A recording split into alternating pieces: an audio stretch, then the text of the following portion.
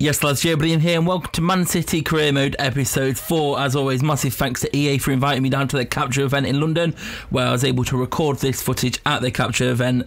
Massive thanks to them as part of the Game Changers network. So let's jump into today's episode. And there's been a few days gap, I apologise for that. Just busy week, but weekend now I can get ahead on some of these recordings, get them all loaded, ready to schedule out. And I'll try and always make them about 8 PM every other day or two, so maybe like Monday, Wednesday, Friday, Sunday or something like that. Either way, 8 PMs, the earliest slots will be my FIFA Mobile stuff and all that good stuff. But we're starting off today's episode with a sim at home to Anderlecht in the Champions Cup. Now obviously we had quite a rocky start simming the Champions Cup, so it was time to make amends, because are we going to lose the title and the cups to simmers? I evidently not. Sterling and Insigne on the score. I accidentally skipped the match, so we saw the result straight away. But a strong 2-0 win at home to Anderlecht, not Ajax. And then we had Chelsea away, Stamford Bridge. This was going to be a tough game. The weather didn't look too great. There was a bit of a shadow sunset, I guess, on the 5:30 kickoff on BT Sport. We've got the Premier League overlay, and it was time to do what we could. Live from Stamford Bridge, Chelsea versus Manchester City. And we had the brighter start. Well, did we though? We didn't.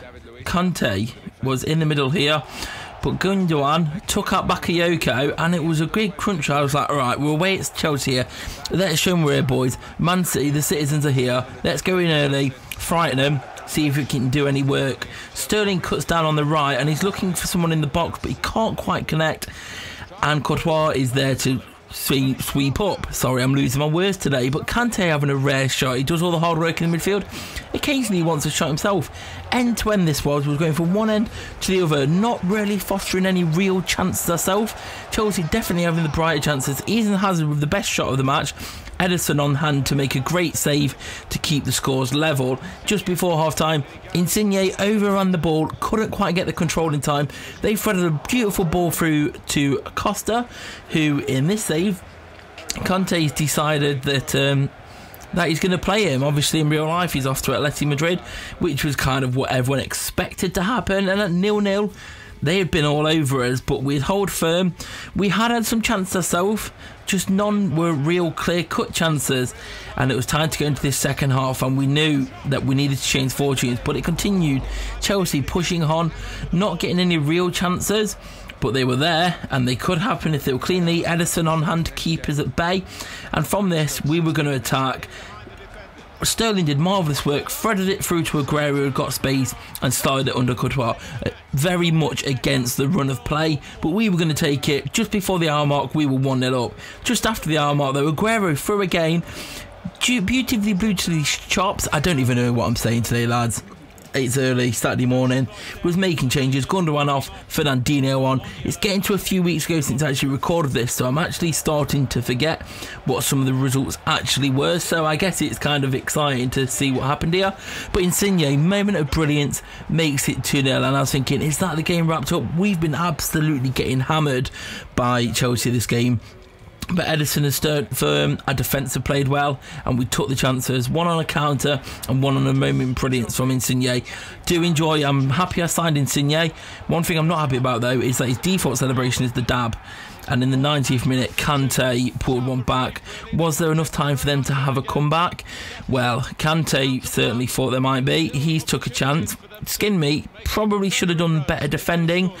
But we're all still learning at this game, and obviously this was one of my first chances to play career mode, despite from bits here and there at Gamescom and EA Play. So we'd had it and we was learning. We'd put the difficulty up, and just to make it more competitive, because we'd got into a few games of it now. I was like, okay, I can do professional, let's go up to world class. We were riding it out. It was tough, but we were defending just enough, apart from the little moments of lapses at the end. Annoying not to keep a clean sheet, although all things were granted with the chances they had. It was a very strong, well thought out, I wouldn't call it lucky, because we defended well for the most part and we took the chances when we had them. So I've got to be happy with that.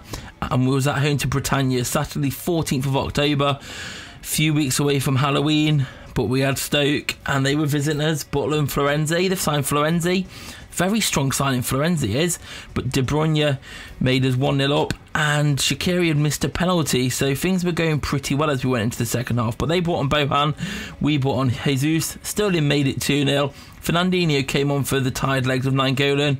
Martins Indy pulled one back. That's another clean sheet we failed to keep, but Jesus made it 3-1, and that about settled up the 3 points.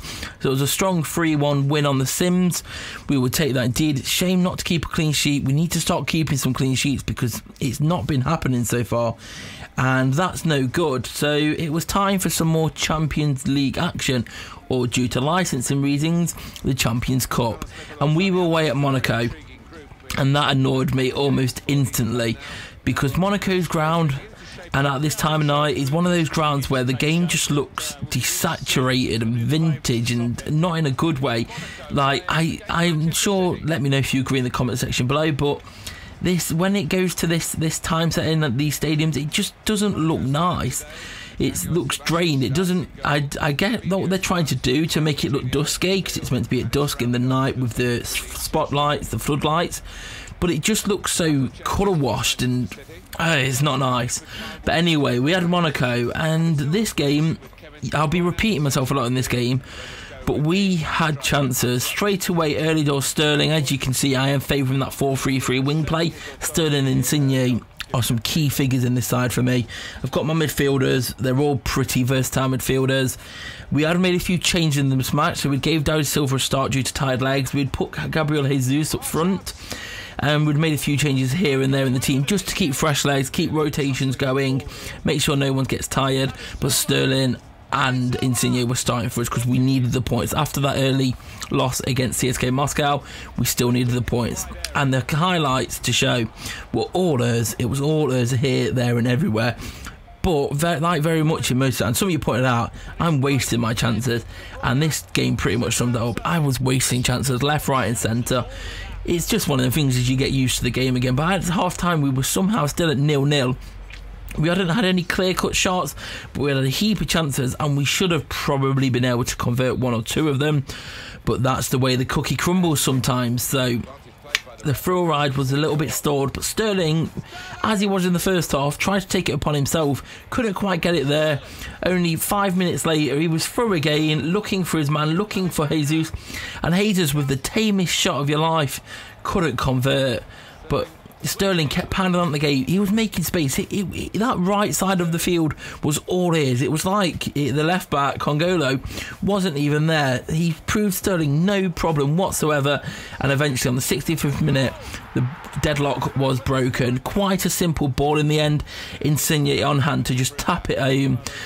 Unmarked, simple as you like, and that's all it took in the end. We've been hammering on that door, and it done. Insigne, to congratulate him, gave him some rested legs, brought on Leroy Sané, and we brought on Ben Brereton. It was time to give Ben Brereton a run out in the Champions League, and 10 minutes later he had a golden chance, but the keeper with a firm hand to stop him, and I was upset for the lad.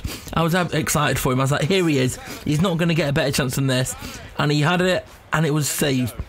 But Sané, on fire in the 89th minute, fresh legs, fresh pace, explosive pace, knocks a clever ball through to De Bruyne, and De Bruyne makes it 2-1. Simple. So that's the game wrapped up and done, surely? It was. It was literally the last kick of the game. Or was it? No, it wasn't. They had one more chance. Sorry. Like I say, I'm forgetting how some of this had gone. They did have one more chance at the end. And how could I forget this, actually? Absolute scorcher of a volley. Poor defending. Once again, tail of the tapes. We're conceding at the end. We're switched off. We'd cut the 2-0 clear. Switched off. Definitely on the replay, my fault. I should not have been trying to do cutbacks and fake shots in my own half. And never mind in my own half, just outside my box. It probably served me right for doing that. If I can cut that out of my game, stop getting confident when I'm going 2 goals up, I can start keeping clean sheets. And I need to remember that going into games that matter.